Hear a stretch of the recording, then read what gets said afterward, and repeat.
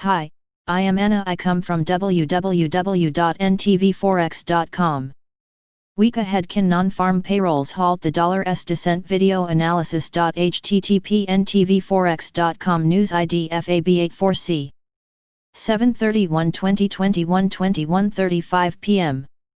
It's a huge week ahead, with the Reserve Bank of Australia and the Bank of England both announcing their rate decisions ahead of the all-important US employment data. For markets, the burning question is whether a decent payrolls report will be enough to halt the $'s relentless slide. The other variable that will impact most charts through the risk sentiment channel is whether Congress will reach a compromise on the new rescue package, and if so, how much will they deliver?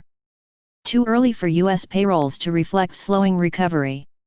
King dollar has fallen from grace lately as a combination of concerns around the US recovery, expectations for more action by the Fed, evaporating safe haven demand amid calmer markets, and a resurgent euro all came together to sink the reserve currency. The upcoming events will therefore be crucial in deciding whether this weakness will continue. The week kicks off with the ISM Manufacturing Index on Monday, which is expected to inch higher in expansionary territory. The non-manufacturing index will follow on Wednesday, alongside the ADP employment report, which will give us a taste of what to expect from Friday's official jobs data.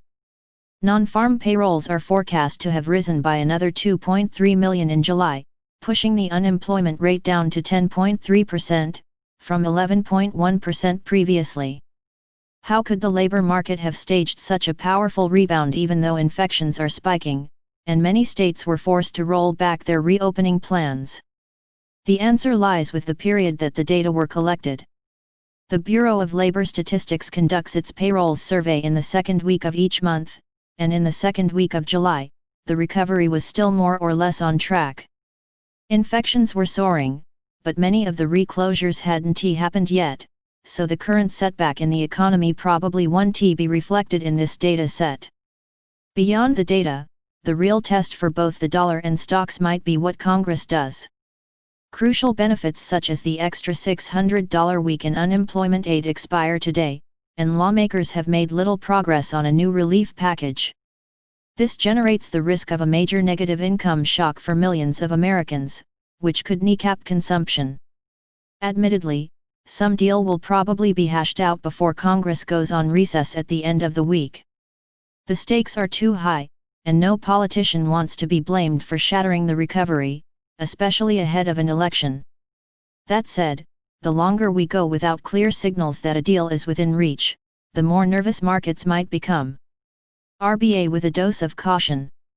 In Australia, the Reserve Bank concludes its meeting on Tuesday, and recent signals from policymakers suggest more stimulus is not on the cards.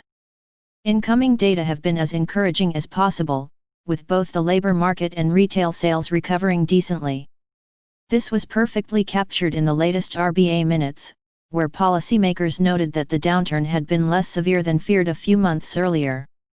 Indeed, the latest PMIs confirm the recovery continued in July. So will the RBA strike an optimistic tone? Maybe not.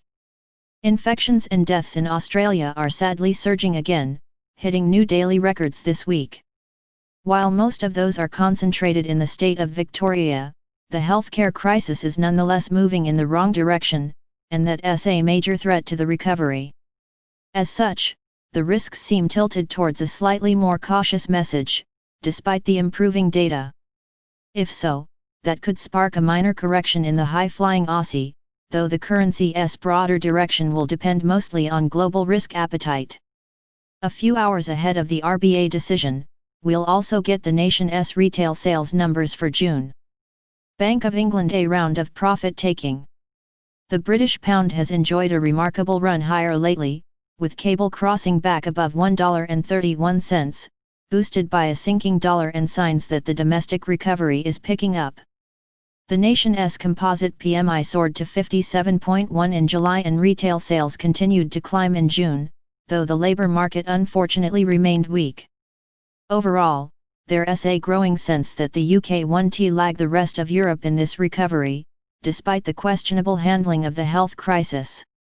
There may also be some optimism that a powerful comeback in the euro area could spill over into Britain too, judging by the fact that euro sterling hasn't moved higher lately even though the euro has soared.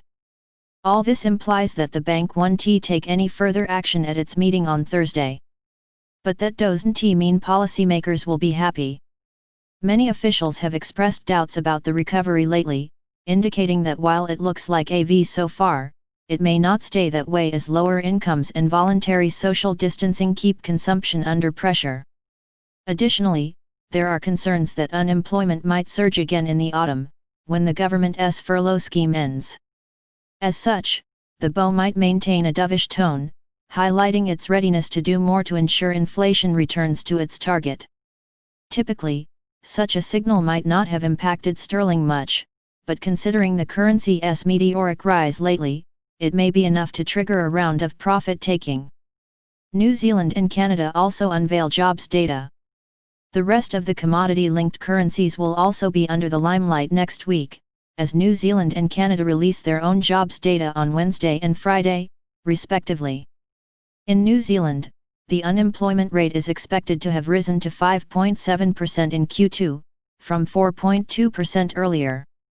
While such a minor increase seems promising, it likely masks the true pain in the jobs market as several workers were unable to look for work during the lockdown, resulting in them being counted as outside the labor force. The Kiwi may cheer the seemingly decent numbers, but it faces a steep uphill battle from current levels considering that the RBNZ which meets the following week might talk down the currency more forcefully. Over in Canada, things are not looking too bright for the loonie, which has failed to capitalize on the substantial drop in the dollar amid a fall in oil prices and a softer outlook for the U.S. economy, which Canada is highly exposed to. The jobs data may therefore add some volatility, but the broader trend in the loonie will hinge on these two factors. Finally, notable names releasing their earnings results include Berkshire Hathaway, Activision Blizzard, and Walt Disney. Subscribe our channel to receive the news as soon as possible. Thank you for watching. If you want to read real-time news, text messages to MT5 Expert Advisors page at https://m.me/mt5.expert.advisors.